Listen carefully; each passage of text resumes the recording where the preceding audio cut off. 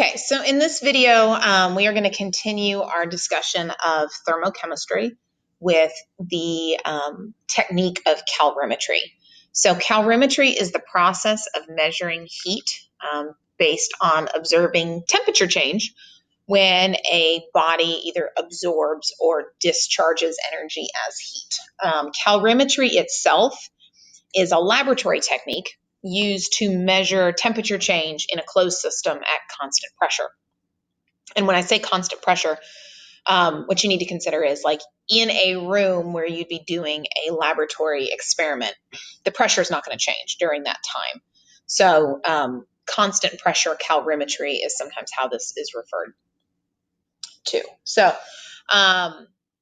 what we will generally do for calorimetry, kind of the low rent version of this technique, is use two nested styrofoam coffee cups as a low cost calorimeter, just kind of as a way to insulate the reaction from the outside environment and to hold in any heat, to keep heat from being lost or gained by the system.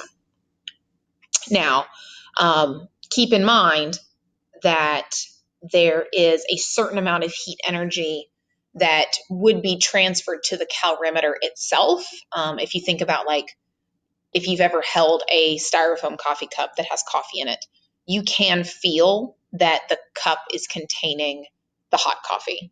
So some of the heat energy from the coffee is in fact transferred to the cup. But in terms of the calculations that we're doing at this level, we kind of just pretend that doesn't exist. At the AP level, you would have to account for the amount of energy that was transferred to the calorimeter itself.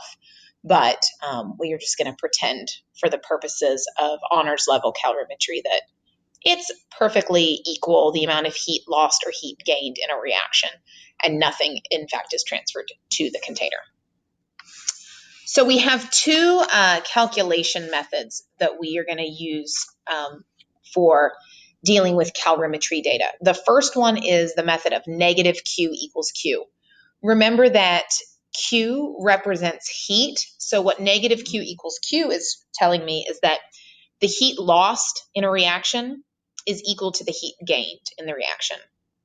So whatever heat is produced by a chemical reaction is immediately going to be absorbed perfectly by something else. When we were discussing delta H the other day, the reaction where something dissolved in water, we said that that caused the water to change temperature. Well, we're considering that the heat that is released by that dissolution process is exactly transferred to the water. So it's heat lost is equal to exactly heat gain. And remember that because Q represents mc sub p delta T, with mass, specific heat, and change of temperature, I'm really setting equal to each other negative mc sub p delta T to mc sub p delta T, where heat loss is equal to heat gain. The other method is delta H of a process, where we're going to determine the amount of heat lost or gained per mole of substance that is reacting. So we're going to deal with the negative Q equals Q portion of this first. So let's look at our first example and kind of go through some logic steps with this. A piece of magnesium that has a mass of 55.4 grams and a temperature of 86.5 degrees Celsius is dropped into 65 milliliters of water at 35 degrees Celsius. What is the final temperature of the system? So a couple things to consider. My magnesium that I'm starting with has an initial temperature of 86.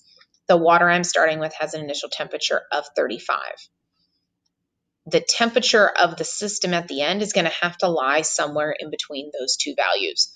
We know that the magnesium, when I place it in the water, is going to cool down, that the water, when it receives the magnesium, is going to heat up, and they're going to meet somewhere in the middle. Okay. But I cannot simply just say, oh, 86, 35, split the difference and call it a day. So you need to consider the parts of the equation and the characteristics of the substances.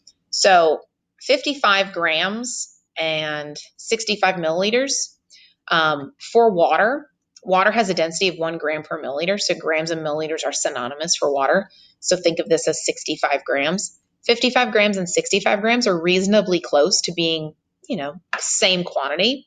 But what is vastly different between our two substances, magnesium and the water, is the C sub P value. Okay. The specific heat of water, 4.18, is significantly higher than the specific heat of magnesium, which is listed in your reference packet at 1.023.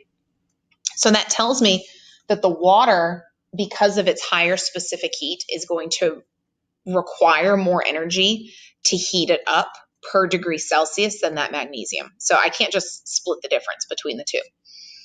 All right, so I'm going to have to calculate this out in order to find the final temperature. Logically, I know that the final temperature is going to be somewhere in between these two values, but given the significantly high specific heat of water and the reasonably similar masses of the two substances, I can say that the final temperature is going to skew more in the direction of the water and its initial temperature than it is the magnesium. Because magnesium's specific heat is much lower, it's going to lose its heat a little bit more readily than water gains it.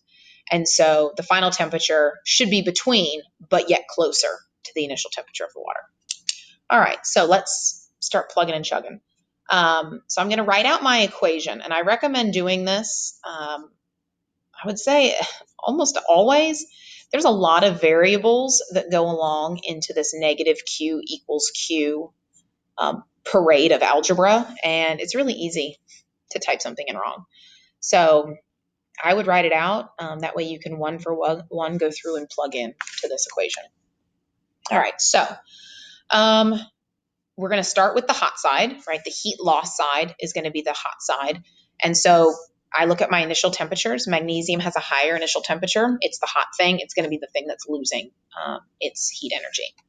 So mass of the magnesium, 55.4 grams times the specific heat of magnesium from my reference packet, 1.023. The final temperature is what I don't know, so I'm going to leave that variable TF, and then my initial temperature of the magnesium, 86.5. And that is equal to the heat gained on the cooler side. So the mass of magnesium, again, remember milliliters and liters, or milliliters and grams for water are the same thing because the density of water is 1 gram per milliliter. Specific heat of water, 4.18. T final, I don't know, minus my T initial, which was 35. And so once you have this plugged in, it really kind of ceases to be a chemistry problem and just becomes a parade of algebra. So we're going to have to kind of work this until I can get to the point where I'm able to combine my like terms and get all my TFs together so that I can solve for TF. So my first step here is going to be to multiply these two outside values. Be careful that you don't forget your negative because that is going to have some important implications as we go forward. So negative 55.4 times 1.023 gives me negative 56.674 TF minus 86.5 equal to 65 times 4.18, 271.7 TF minus 35. All right, so continue our parade of algebra. Now I'm going to distribute across my parentheses. So that's going to give me negative 56.674 TF plus, remember, negative times negative is a positive, 4,902.3 equal to 271.7 TF minus 9,509.5. All right. So now I am able to combine my like terms. I'm going to add my TF values to both sides, and I'm going to add my non-TF value from here to both sides. And that's going to allow it to cancel out from this side and get all my non-TFs together on the left and all my TFs together on the right. So I'm going to add 56.674 TF to both sides. It's going to cancel it off that side. I'm going to add 9,509.5 to both sides. And then kind of running out of room, so sorry, I'm getting kind of squished down here at the bottom. I'm going to add both of these together, and that gives me 14,411.8 equal to 328.374 TF. And then dividing by the 328.374 gets my TF by itself. TF is going to be, if I check my sig figs, I've got 3, 3, 2, and 2. So 2 sig figs, 44 degrees Celsius. It comes out to 43.88, which to sig fig to 44 degrees Celsius. So now consider your answer. We said initially that our final temperature had to lie between the two of these values, but it would be skewed closer to the 35. 44 is in between, and it is skewed closer to the 35, so it seems like that is a reasonably valid answer. Okay. All right, so we're going to look at 3 more applications of the negative Q equals Q process. So let's check out our next one. So in our next one, cover this up so it's out of the way for a second. 5.6 grams of water at 100 degrees Celsius is poured into a bucket that contains 26.5 grams of water at 25 degrees Celsius. What's the final temperature of the system? All right, so let's look at our scenario here. I should notice that both of my substances here are water. So what is that going to mean? Well, that means my specific heat on the both sides is going to be the same. That means that the water that is hot and the water that is cold are going to gain and lose heat energy at the same rate. So what's different here between them, in addition to the initial temperature, really is the mass. So I have 5 grams of, or a little over 5 grams of the very hot water. I have 26 grams of the significantly cooler water. And so because I have more of the cooler water, I would imagine that my final temperature, while lying in between these two values, is going to skew closer to the lower value. So I'm going to set up my negative Q equals Q expression, negative M C sub P, TF minus TI equals M C sub P, TF minus TI.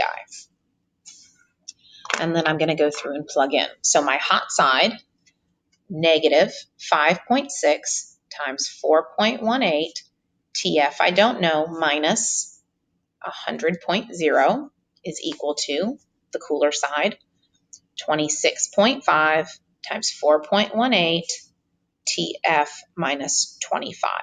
Okay, so you have a little choice here. Notice that my specific heat on both sides is the same.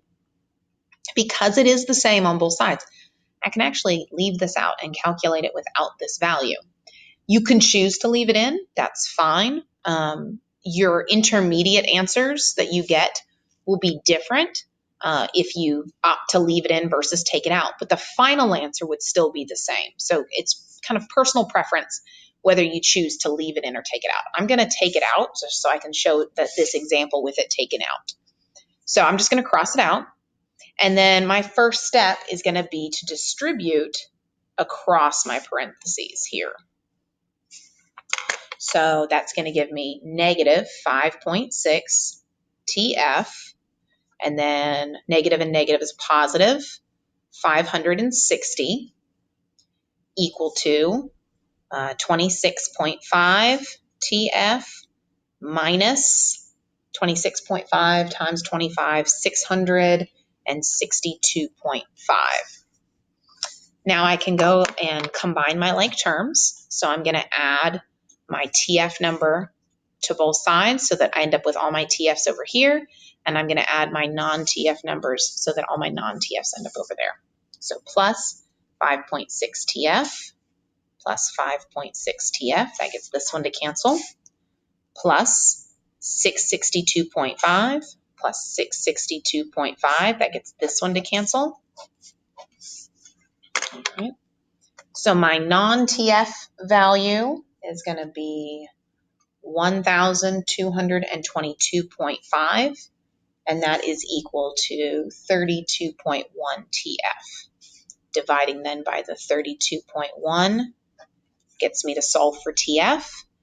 And let's see, 2 sig figs, 4, 3, 2, looks like I can have 2. My final temperature is going to be 38 degrees Celsius, which, given our conversation about it lying in between those two values but skewed more towards the lower one, makes sense. All right. So the next two problems are different applications of the negative Q equals Q equation. Number 1 and number 2, we're both solving for TF. We're going to do one where we solve for specific heat of the metal, and we're going to do one where we solve for initial temperature. All right, so let's check this one out. A piece of metal with a mass of 43.7 grams is heated to 150 degrees Celsius and dropped into 65 milliliters of water that is at 26 degrees Celsius. The final temperature of the system is 42. What's the specific heat of the metal? All right, so let's kind of unpack what we have. I know the initial temperature of the metal is 150, so I know that's going on the hot side. I know the initial temperature of the water is 26, that's going on the cold side. But then it's giving me a final temperature. Well, remember that the final temperature is common to both because the metal is being dropped into the water, the metal cools down, the water heats up, they reach equilibrium at that temperature. So I'm going to plug this value in for the TF on both sides. It's being dropped into water. So on the cool side, I already know my specific heat. It's 4.18 because it's water. So that leaves me with only one variable that I'm trying to solve for. So negative M C sub P TF minus TI equals M C sub P TF minus TI. So remember that the C sub P I'm solving for is this particular C sub P because I know this one because it's water. All right, so I'm going to go through and plug in my variables. Negative 43.7 C sub P, TF 41.2 minus TI 150 equals the mass of the water 65.0, C sub P 4.18, TF 41.2 minus TI 26.0. So notice that on my right-hand side here, I don't have any variables. I just have numbers. So I can completely solve this side. And then over here, I only have the C sub P. So I can solve all of this down to one value as well. And then all that's left is to divide. So let's go ahead and solve the right-hand side first. So I'm going to subtract here and then multiply. So when I subtract, and then multiply by the 4.18 and multiply by the 65.0, I get 4,129.84. Then over here, I'm going to subtract. That's going to give me a negative value. Let's see what that is. 41.2 minus 150. Negative 108.8 times the negative 43.7 is going to give me now a positive value. So over here, my positive value is 4,754.56 C sub P, because my variable is still there. And then I'm going to divide over across to get my C sub P by itself, 4,754.56. And let's see, how many sig figs can I keep? 1, 3, 3, 4, 3, 3. Looks like 3. And this is going to come out to 0.8686, so 0.869 joules per gram degrees Celsius. All right, so a little bit less math intensive than the solving for final temperature portion. All right, our last example with negative Q equals Q is where we are using it to solve for initial temperature. So let's look at our scenario. A 25.0 gram piece of magnesium is heated, we don't know to what temperature, dropped into 250 grams of water at 25 degrees Celsius. The temperature rises to 56.4. What's the initial temperature of the magnesium? All right. So you got to do a little bit of reading comprehension here to make sure that you're putting your stuff, your variables, on the right side. I don't know the initial temperature of the magnesium. I do know the initial temperature of the water, and I know the final temperature of the system. The water goes from 25 to 56, which means the temperature of the water goes up. The only way for the temperature of water to go up is if magnesium is at a higher temperature. So the magnesium is going to have to go on the hot side, and we'll solve for the initial temperature on that side, and the water is going to go on the cool side. And again, we know that because the water heats up, so it had to be the side gaining heat. Negative M C sub P Tf minus Ti equals M C sub P Tf minus Ti.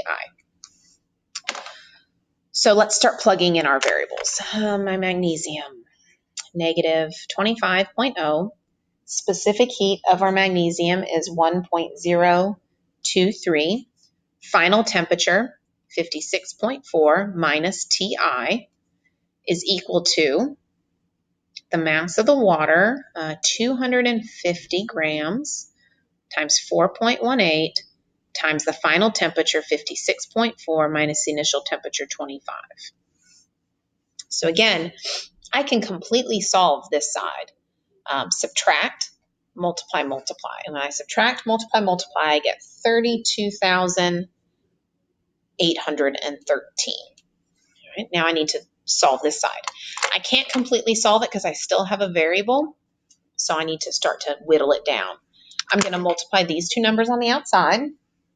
That's going to give me negative 25.575 times 56.4 minus Ti. Then I'm going to distribute across. That's going to give me negative 1442.43 plus 25.575 Ti equal to 32.8 or 32,813. I'm going to add my non-TF value to both sides.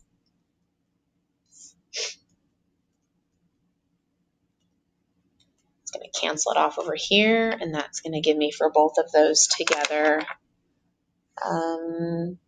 34,255.43. And so then I've got 25.575 Ti equal to 255.43, dividing by the 25.575. That's going to give me a Ti to 2 sig figs equal to 1,300 degrees Celsius. Now, before you say something crazy like, oh my gosh, it's such a big number, it's probably wrong, think about what's going on. I have 25 grams of magnesium going into 250 grams of water. That's at 25. And I'm causing the temperature to rise by 31 degrees. We talked about that water has a very high specific heat. For a 25 gram piece of metal to raise the temperature of a sample that's 10 times bigger by 36 degrees, you better believe it's got to be hot. So that number actually makes really good sense. Okay? Don't freak out if you get a big number. If you're solving for initial temperature, you should be getting a big number. All right. So that is all of the section on negative Q equals Q. The next thing that we're going to look at is our delta H of the process. So delta H of the process is 4 steps. And we discussed a little bit of this the other day when we were looking at Q. We said Q is heat. We had some questions where you had a sample dissolving in water and then the temperature of water was either going up or going down. And we said that we could solve for what was happening with the water, but we didn't have enough information to really figure out what was going on at the whole reaction at that time. But we knew that whatever was going on in the water was because of the reaction. Well, this 4-step process allows me to kind of get a fuller picture of what's happening. So let's go through each of the 4 steps. So my first step is to calculate the Q of the surroundings. Well, you got to remember that the surroundings is where the reaction is taking place, and it's almost always water. Okay. So Q of surroundings is what's happening with the water. Where is the reaction taking place? If something is dissolving in water, the reaction's taking place in the water. Okay, so Q surroundings equals M C sub P delta T. This is the exact same thing that we did in the solving for Q assignment. Now, the next step is to consider how the reaction and the surroundings are combined, right? We said whatever happens to the water is because of the reaction. And so if the water gains heat, it's because the reaction was losing it. And if the water loses heat, it's because the reaction was gaining heat from the water. So they are equal and opposite. And so if I say that my surroundings is some value of Q, then the system is that same value of Q, but with the opposite sign. So if Q is losing heat and it's negative, or Q surroundings rather is losing heat and it's negative, then Q system is gaining heat and it's positive. If Q surroundings is gaining heat, then Q system has to be negative and it's losing heat. So essentially what you're doing here is switching the sign. Okay. Then I need to figure out how many moles of the substance are involved in this reaction. So I'm going to take the grams of the sample that's given in the problem and divide it by its molar mass. Or another way you could look at it is by multiplying 1 mole over the molar mass. But it's essentially you're dividing by the molar mass. So that's going to figure out how many moles are involved in the reaction. And then the last thing I have to do is put it together. So Q system is the energy that's being absorbed or released.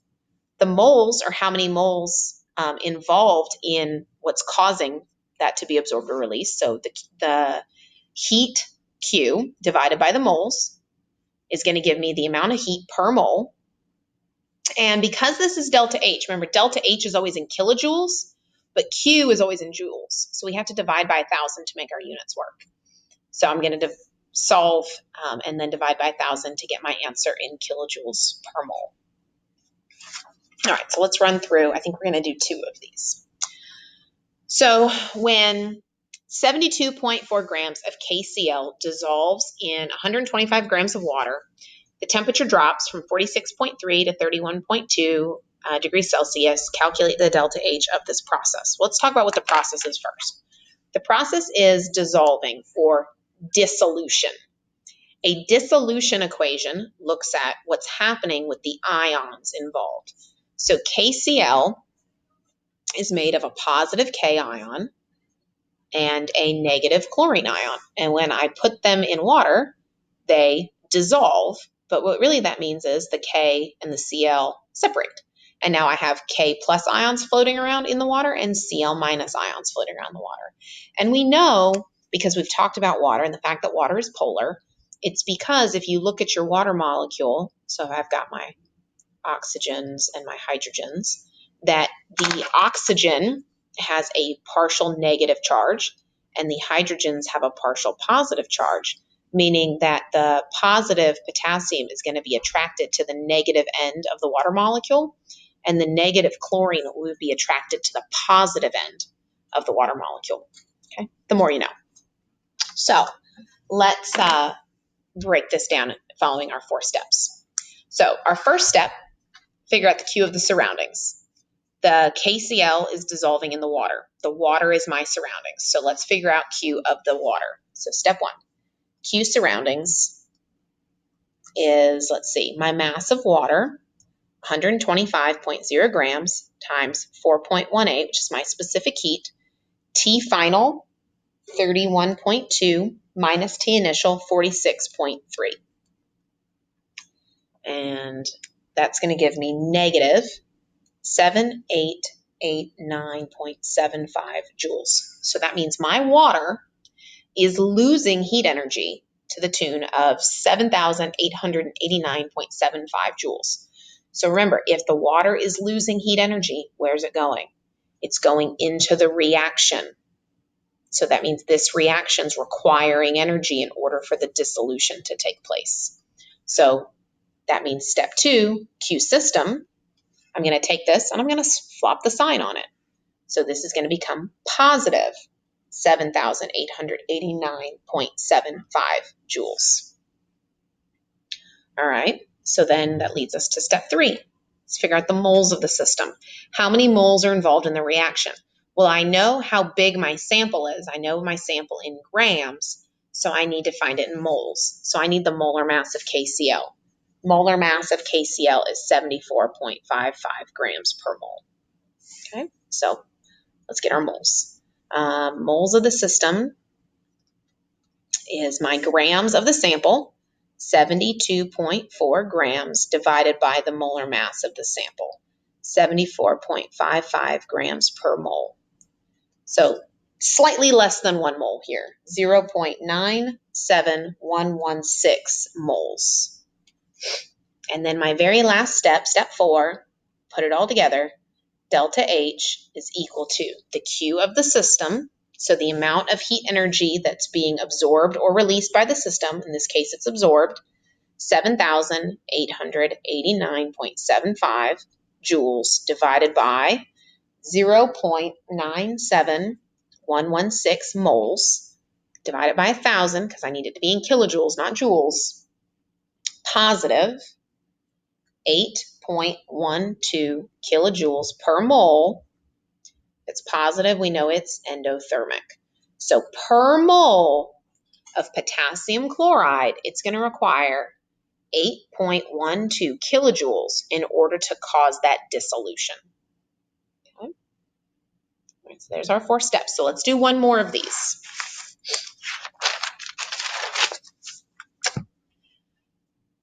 Calculate the enthalpy change. Enthalpy is another way of saying delta H when 46.3 grams of NaCl dissolve in 275 milliliters of water, and the temperature goes from 36.4 to 31.2 degrees Celsius. So before we jump into this problem, one of the things that students will often say is, well, how do I know this delta H from the delta H that we did with the delta H equals moles times the heat term over the coefficient? The emphasis there is on the coefficient. In order for me to do that particular brand of delta H, I have to have a balanced equation, which I obviously don't have here. So if I have a balanced equation, I use that brand of delta H. If I don't have a balanced equation, I'm going to have to do the 4-step process. Okay? So again, that's more just to help you remember which formula do I use when. All right, first step, Q of the surroundings. So reactions taking place where? In the water. So 275 grams of water times 4.18 times T final, 31.2 minus T initial, 36.4. And that's going to give me negative 5,977.4 joules. So that means the water is losing heat energy. If the water is losing heat energy, where is it going? It's going into the reaction. So that means my Q system is going to be the opposite sign, positive 5,977.4 joules. So it's going to gain heat energy. The surroundings loses, the system gains. If the surroundings gained, then the system would lose. They're always opposite. All right, third step, moles of the system. So my sample size here is 46.3 grams NaCl. I need the molar mass of NaCl. So 22.99 and 35.45, it's going to give me 58.44 grams per mole. And that's going to give me, it's a little bit less than a mole, 0.79227 moles. And then put it all together. Delta H is equal to the Q of the system, positive 5,977.4 divided by the moles of the system, 0.79227 divided by 1,000, so I get the units right, positive 7.54 kilojoules per mole endothermic. Anytime you're giving me a delta H value, you need to tell me if it's endo or exothermic. Okay, so remember that calorimetry is our process that we do to monitor temperature change in an insulated container at constant pressure. We do know that some heat will be lost or gained to the container, but for our purposes at this level of chemistry, we're choosing to ignore that fact.